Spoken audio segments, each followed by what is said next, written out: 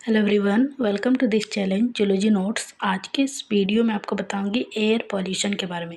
ये जो टॉपिक है एग्जाम में शॉर्ट नोट में भी पूछा जाता है और लॉन्ग में भी पूछा जाता है। तो क्या होता है air pollution? Air pollution refers to the undesirable change occurring in air causing harmful effect on man and domesticated species। बोला जा रहा है एयर पॉल्यूशन को हिंदी में कहा जाता है वायु प्रदूषण। इसका मतलब होता है कि जो एयर में जो अनडिजायरेबल बदलाव जो होता है, एक होता है ना हानिकारक बदलाव बोल सकते हैं, ये क्या करता है, एक तरह से इसके कारण एक हार्मफुल इफेक्ट पड़ता है मनुष्य पर और जो घरेलू जो स्पीसीज होता है उन पर। एयर पॉल्यूटेंट मतलब वायु को कौन प्रदूषक करता है या फिर कौन पॉल्यूट करता है, गंदा करता है। The common air pollutant are the following, जैसे डस्ट हो गया, धूल, smoke, carbon monoxide, ammonia, ozone, CO2, NO2, SO2, ये सब जो है ये एयर को पॉल्यूट करता है, मतलब एयर को गंदा करता है, हवा को।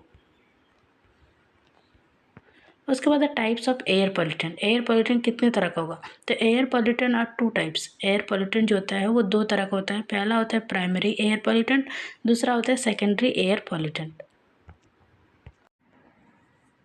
प्राइमरी एयर पॉल्यूटेंट क्या होता है? तो the pollutant directly emitted into the air are called primary air pollutant.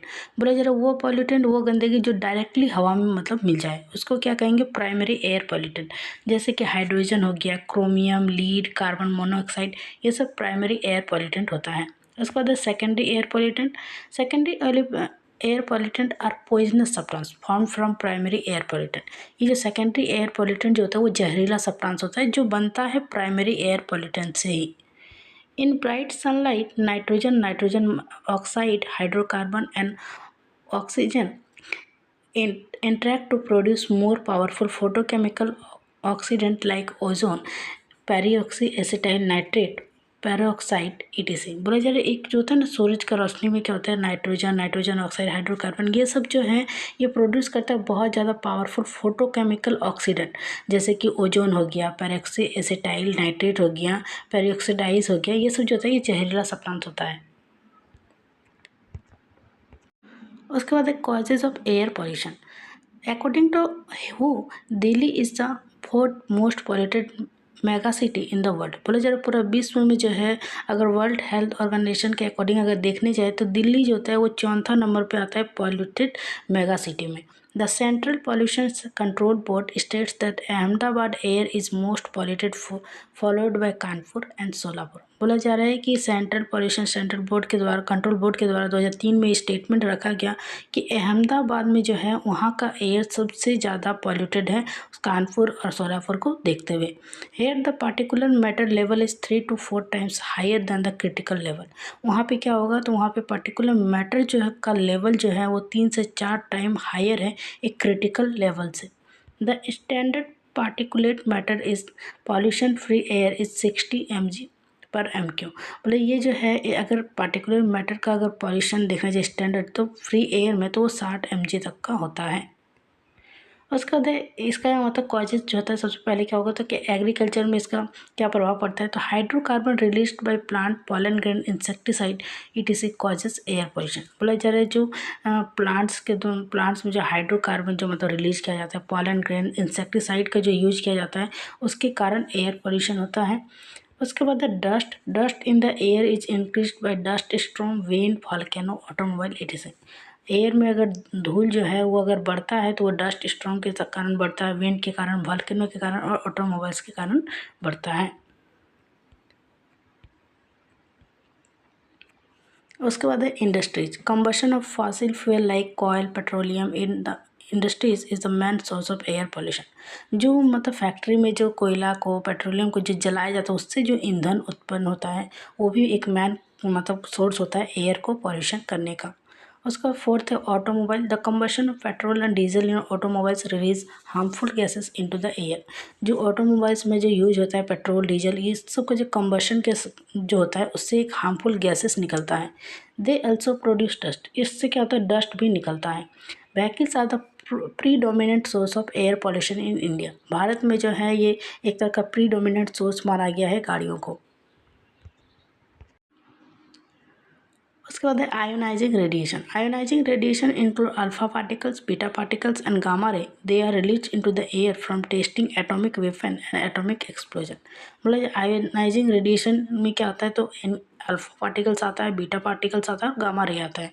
इसमें जो होता है ये हवा में रिलीज करते हैं टेस्टिंग एटॉमिक वेपन जो मतलब करता है, एटॉमिक एक्सप्लोजन जो करता है, इससे डस्ट होता है। उसके बाद है ecological effect of air pollution, क्या इसका प्रभाव पड़ता है। तो पहला है death. When air is polluted with poisonous gases death comes as a result immediately. Bhopal episode is a good example. बोला जा रहा है जब हवा जो है बहुत ज़्यादा पॉल्यूटेड हो जाता है, वो भी पॉइजनस गैस से, तो वहाँ पे एक अचानक से मृत्यु हो जाती है। जैसे कि इसका सबसे अच्छा एग्जाम्पल है भोपाल एपिसोड। भोपाल एपिसोड क्या है, तो on 2 December 1984 about 16,000 human beings died, about 5,000 paralysed and 1,000 of cattles, birds, dog, cat died in one night at Bhopal. बोला जा रहा है 2 दिसंबर 1984 में क्या हुआ, 16,000 मनुष्य ह्यूमन बींग, 5,000 लोग पैरालाइज्ड हो गए और 16,000 लोग मर गए, और उसमें हजारों कैटल्स, बर्ड, डॉग, कैट, ये सब एक ही रात में वहाँ पे मृत्यु हो गया। This mass death is due to leakage of methyl isocyanate.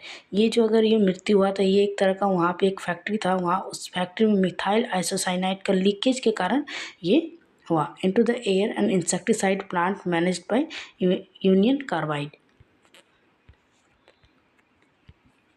उसके बाद है chlorosis. The disappearance of chlorophyll is called chlorosis. जो क्लोरोफिल का जो डिसएफियरेंस होता है उसी को क्लोरोसिस कहा जाता है।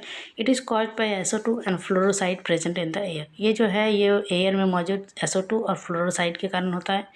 उसका थर्ड है necrosis. The breakdown of cell is called necrosis. Cell का टूटना ही नेक्रोसिस कहा जाता है। It is caused by SO2, nitrogen oxide, ozone and fluoride. ये जो है इसके कारण ये किसके कारण से, SO2, नाइट्रोजन ऑक्साइड, उसका ओजोन और फ्लोरोसाइड के कारण होता है।